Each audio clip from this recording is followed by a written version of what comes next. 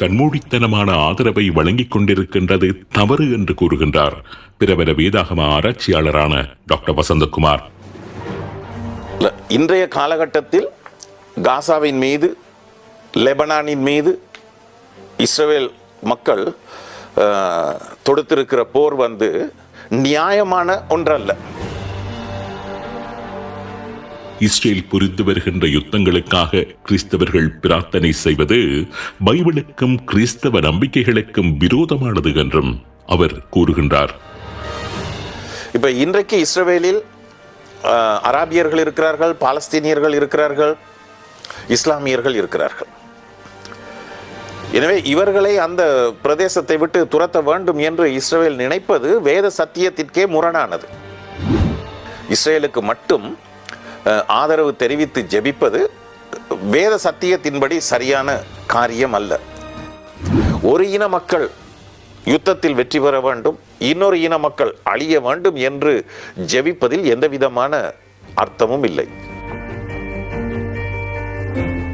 பிரித்தானிய பைபிள் ஆராய்ச்சி மையத்தின் தலைவரும் பிரபல வேதாகம ஆராய்ச்சியாளரும் லண்டனில் உள்ள கிறிஸ்தவ சபையொன்றின் தலைமை போதகருமான டாக்டர் வசந்தகுமார் மைக்கேல் சொலமன் கூறுகின்ற சில அதிரடியான கருத்துக்களை சுமந்து வருகின்றது. உண்மையின் தரிசனத்திலிருந்து மன்னார் புதினம் தரும் செய்தி. இன்று நடைபெற்று வருகின்ற யுத்தத்தில் பொதுவாக கிறிஸ்தவர்கள் இஸ்ரேலுக்கே முழுமையான ஆதரவை வழங்கி வருவதை காணக்கூடியதாக இருக்கின்றது. கண்மூடித்தனமான இஸ்ரேல் ஆதரவு. கிறிஸ்தவ நம்பிக்கைகளின் அடிப்படையில் இது சரியாக என்று டாக்டர் வசந்தகுமாரிடம் கேட்டேன். இஸ்ரவேலுக்காக ஜெபம் பண்ண வேண்டும் என்பது 122ஆம் சங்கீதத்தில் இருந்த ஒரு வசனத்தை ஆதாரமாக வைத்து கிறிஸ்தவர்கள் செய்கின்ற காரியம்.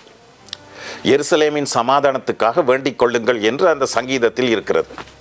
ஆனால் அந்த சங்கீதத்தை இஸ்ரவேலுக்காக ஜெபிப்பதற்கு உபயோகிப்பவர்கள் அந்த முழு சங்கீதமும் எதை குறித்து சொல்கிறது என்பதை கருத்தில் கொள்ளாதவர்களாக இருக்கின்றார்கள். வேதத்தில் இந்த சங்கீதத்தை மட்டுமல்ல, வேதத்தில் இருக்கிற எந்த பகுதியை நாம் எடுத்தாலும் அது எதற்காக, எந்த சந்தர்ப்பத்தில், என்ன அர்த்தத்தில், யாருக்கு சொல்லப்பட்டது என்பதை நாம் பார்க்க வேண்டும். அந்த விதமாக பார்க்காமல் நாம் ஒரு வசனத்தை எடுத்து அதற்கு ஒரு அர்த்தம் கற்பிக்கின்ற நிலைமை தவறான போதனைகளையும் தவறான நடத்தை முறைகளையும் கொண்டு வந்து விடுகிறது. உண்மையில் இன்றைக்கு இஸ்ரவேல் மக்கள், அதாவது இஸ்ரவேல் நாட்டுக்காக கிறிஸ்தவர்கள் ஜெபிக்கின்ற ஜெபங்களும் அந்த விதமாகத்தான் இருக்கிறது. இப்போ புதிய ஏற்பாட்டில் அதற்கு முன்பு ஏன் இஸ்ரவேலுக்காக, எருசலேமுக்காக ஜெபம் பண்ண வேண்டும் என்பதை குறித்து அந்த சங்கீதத்தில் நாம் வாசித்தால், அந்த சங்கீதத்தின் முதல் வசனத்தை நீங்கள் பார்த்தீர்கள் என்றால், கர்த்தருடைய ஆலயத்திற்கு போவோம் வாருங்கள் என்று சொன்ன போது நான் மகிழ்ச்சியாக இருந்தேன், அப்படி என்று அந்த சங்கீதம் ஆரம்பமாகிறது. இது ஒரு பாட்டு. அந்த பாட்டின் தலைப்பில் பார்த்தீர்கள் என்றால் ஆரோகண சங்கீதம் என்று இருக்கிறது. அதற்கு முன்னும் பின்னும் உள்ள ஒரு சில சங்கீதங்கள் இந்த விதமாக ஆரோகண சங்கீதம் என்று ஒரு தலைப்பை பெற்றிருக்கிறது. ஆரோகண சங்கீதம் என்றால் சுர வரிசையில் ஏறுதல் என்று அர்த்தம். ஆரோகணம், இப்போ சங்கீதத்தில் ஆரோகணம் அவரோகணம் என்று இருக்குது. இது சுர வரிசையில் ஏறுதல். அது பாடல்களாக பாடப்பட்டதனால் இந்த சங்கீதங்கள் ஆரோகணம் என்ற பெயரை தமிழில் கொடுத்திருக்கிறார்கள். ஆனால் புதிய மொழிபெயர்ப்புகளில் ஏற்றத்தின் சங்கீதம் என்று மொழிபெயர்த்திருக்கிறார்கள். ஏனென்றால் இந்த சங்கீதங்கள் எல்லாம் அந்த காலத்தில் தூர இடங்களில் இருக்கிறவர்கள், அதாவது எருசலேம் நகரத்திற்கு தூர இடங்களில் இருக்கிறவர்கள் பண்டிகைக்காக எருசலேமுக்கு வரும்போது அவர்கள் இந்த சங்கீதங்களை பாடல்களாக பாடுவார்கள், ஜெபங்களாக ஏறெடுப்பார்கள். எனவே இது பிரயாண சங்கீதங்கள். எருசலேம் கொஞ்சம் உயர்வான மலைப்பகுதியில் இருந்தது. எனவே தூர இடத்திலிருந்து வருகிறவர்கள் கொஞ்சம் ஏறி வர வேண்டும். அதனால் அது ஏற்றத்தின் சங்கீதம், ஏறுகிற சங்கீதம் என்ற பெயரை கொடுத்திருக்கிறார்கள். அந்த காலத்தில் எருசலேம் நகரத்தில் மட்டும்தான் யூதர்களினுடைய ஆலயம் இருந்தது. எனவே இந்த வருடாந்த பண்டிகைகள் எல்லாவற்றிற்கும் அவர்கள் போக மாட்டார்கள். ஆக குறைந்தது வருஷத்திற்கு ஒரு தடவை பண்டிகைகளுக்கு யூதர்கள் தூர இடத்திலிருந்து போவார்கள். எனவே இந்த விதமாக போகும்போது இதற்கு முன்னுள்ள சங்கீதத்தை பார்த்தீர்கள் என்றால் தங்களுடைய பிரயாணத்தில் தங்களுக்கு எந்த விதமான ஆபத்துகளும் வரக்கூடாது என்று ஜெபிக்கின்றார்கள்.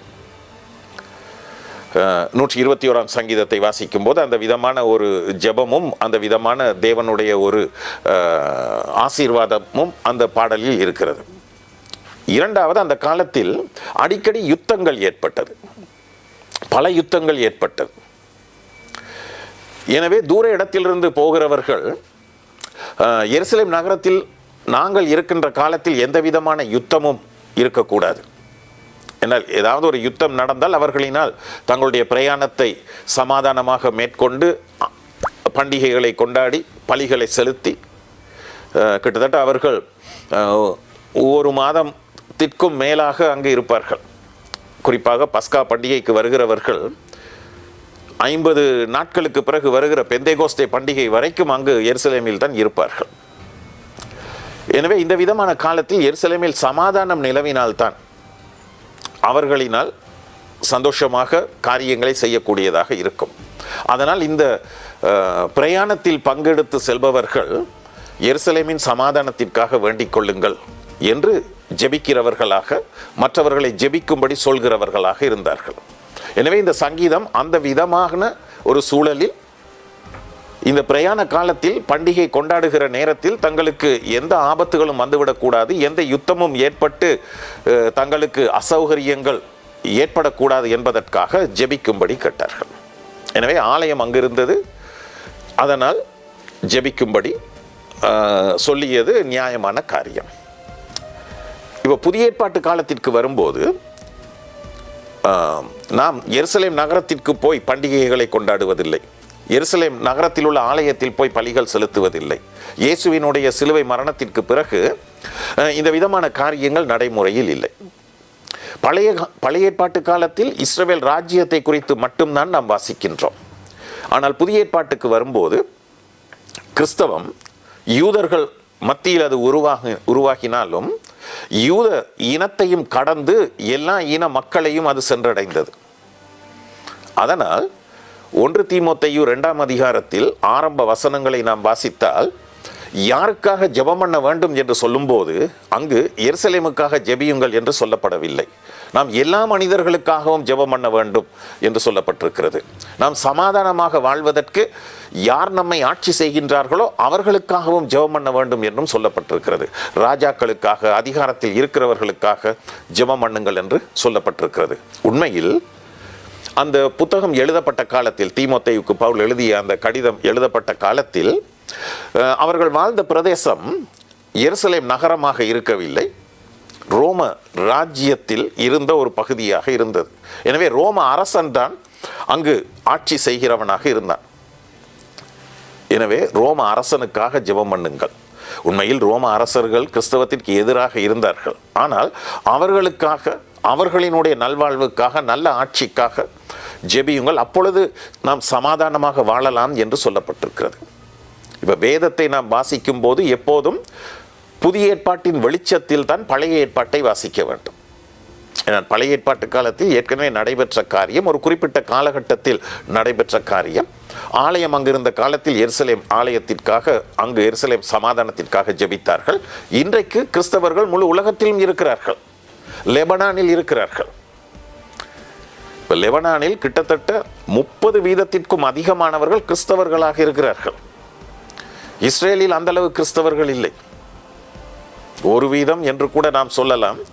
எனவே மிக மிக குறைவாகத்தான் இஸ்ரேலில் கிறிஸ்தவர்கள் இருக்கிறார்கள். லெபனானில் 30% அதிகமானவர்கள் இருக்கிறார்கள். அப்ப நாம் என்ன விதமாக ஜெபம் பண்ண வேண்டும்? இன்றைக்கு கிறிஸ்தவர்கள் ஜெபிக்கும் போது தங்களுக்காக மட்டும் ஜெபிக்கிறவர்களாக இருக்கிறார்கள். இஸ்ரவேலுக்காக அவர்கள் ஜெபிப்பதில் ஒரு காரணமும் இருக்கிறது. அங்கு அதே சங்கீதத்தில் நாம் பார்க்கிறோம், இஸ்ரவேலை ஆதரிப்பவர்கள், இஸ்ரவேலுக்காக ஜெபம் பண்ணுகிறவர்கள் நலமாக இருப்பார்கள் என்றும் சொல்லப்பட்டிருக்கிறது. இதனால் தாங்கள் நலமாக இருக்க வேண்டும் என்பதற்காக இஸ்ரவேலுக்காக ஜெபிக்கின்ற ஒரு பழக்கம் கிறிஸ்தவத்தில் இருக்கிறது. இது ரொம்ப சுயநலமான ஒரு ஜெபம். ஒரு யுத்தம் நடைபெறுகிறது.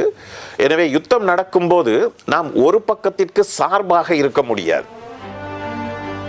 காசா மீதான இஸ்ரேலின் யுத்தம், ஈரான் மீதான யுத்தம், சிரியா, லெபனான் போன்ற நாடுகளுக்கு எதிராக இஸ்ரேல் மேற்கொண்டு வருகின்ற யுத்தம், இப்படி இஸ்ரேல் மேற்கொண்டு வருகின்ற யுத்தங்கள் எல்லாமே ஏற்கனவே பைபிளில் கூறப்பட்டிருக்கின்றன என்றும், பைபிளில் கூறப்பட்டிருக்கின்ற தீர்க்க தரிசனங்கள் தான் தற்பொழுது நிறைவேறிக் கொண்டிருக்கின்றன என்றும் பல கிறிஸ்தவர்கள் கூறி வருகின்றார்கள். அது எந்த அளவுக்கு உண்மை என்று கேள்வி எழுப்பினேன். பழைய ஏற்பாட்டு காலத்தில் தேவன் அந்த பழைய உடன்படிக்கையின்படி, அந்த உடன்படிக்கையின் நிபந்தனைகளாக கொடுக்கப்பட்ட நியாயப்பிரமாண கட்டளைகளின்படி அந்த மக்களோடு செயல்பட்டு வந்தார். எனவே கட்டளைகளை கை கொண்டால் அவர்கள் ஆசீர்வதிக்கப்பட்டார்கள், கை கொள்ளாவிட்டால் தேவனுடைய தண்டனை வந்தது. வந்த தண்டனைகளில் ஒன்று என்னது? யுத்தத்தின் மூலமாக வருகிற அழிவு. இஸ்ரவேல் மக்கள் தேவனுக்கு விரோதமாக பாவம் செய்த காலத்தில், தேவனுடைய கட்டளைகளை கை கொள்ளாமல் வாழ்ந்த காலத்தில், அசீரியர்கள், பாபிலோனியர்கள், அதற்கு பிறகு கிரேக்கர்கள், ரோமர்கள் என்று வேறு ராஜ்யங்கள், வேறு இன மக்கள் இஸ்ரவேலை மேற்கொள்வதற்கு, இஸ்ரவேலை சிறை பிடிப்பதற்கு தேவன் அனுமதித்தார். அந்த விதமான அனுமதிகள் தேவன் இஸ்ரவேல் மக்களுக்கு கொடுத்த தண்டனைகளாக இருந்தது. அப்போ அந்த பழைய ஏற்பாட்டு காலத்தில், அந்த நியாயப்பிரமாணம் நடைமுறையில் இருந்த காலத்தில் தேவன் யுத்தங்களை தம்முடைய தண்டனை நிறைவேற்றப்படுகிற ஒரு கருவியாக உபயோகித்தார்.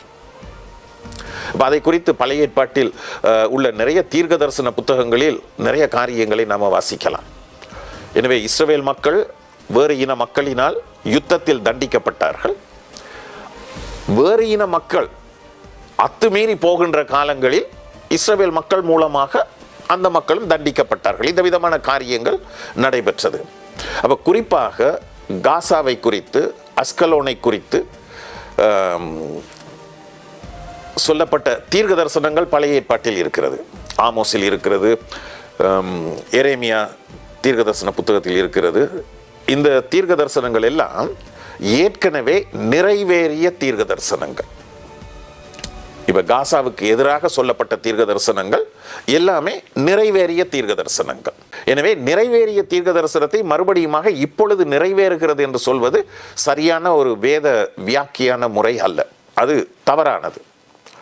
ஏனென்றால் இன்றைக்கு நடக்கின்ற யுத்தத்தில் இந்த தீர்க்க தரிசனங்களை கிறிஸ்தவர்கள் காண்பித்து இந்த தீர்க்க தரிசனங்கள் நிறைவேறுகிறது என்று சொல்கிறார்கள். ஆனால் சரித்திரத்தை கொஞ்சம் பின்னோக்கி பார்த்தால், இதற்கு முற்பட்ட காலத்தில் நடந்த பல யுத்தங்களில், குறிப்பாக அமெரிக்கா ஈராக் நாட்டோடு ஏற்பட்ட ஒரு யுத்தம் கொஞ்சம் வருஷங்களுக்கு முன்பு நடைபெற்றது.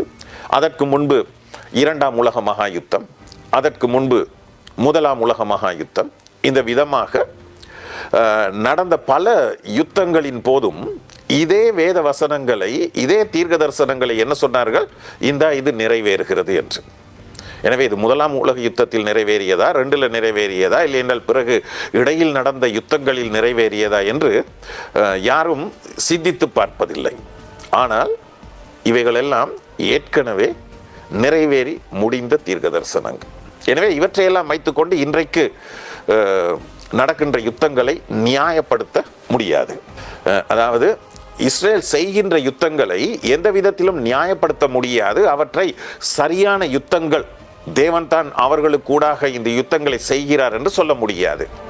இது பிரித்தானிய பைபிள் ஆராய்ச்சி மையத்தின் தலைவரும் பிரபல வேதாகம ஆராய்ச்சியாளரும் லண்டனில் உள்ள கிறிஸ்தவ சபையொன்றின் தலைமை போதகருமான டாக்டர் வசந்தகுமார் மைக்கேல் சொலமன் பரிமாறியிருந்த சில கருத்துக்கள். டாக்டர் வசந்தகுமார் கூறுகின்ற விடயம் பற்றி கிறிஸ்தவர்கள் என்ன நினைக்கின்றீர்கள்? கிறிஸ்தவர்கள் அல்லாதவர்கள் என்ன நினைக்கின்றீர்கள்? உங்கள் கருத்துக்களை பின்னூட்டத்தில் பதிவிட்டால் அவை பற்றிய மற்றொரு தேடலை மேற்கொள்வதற்கு உதவியாக இருக்கும்.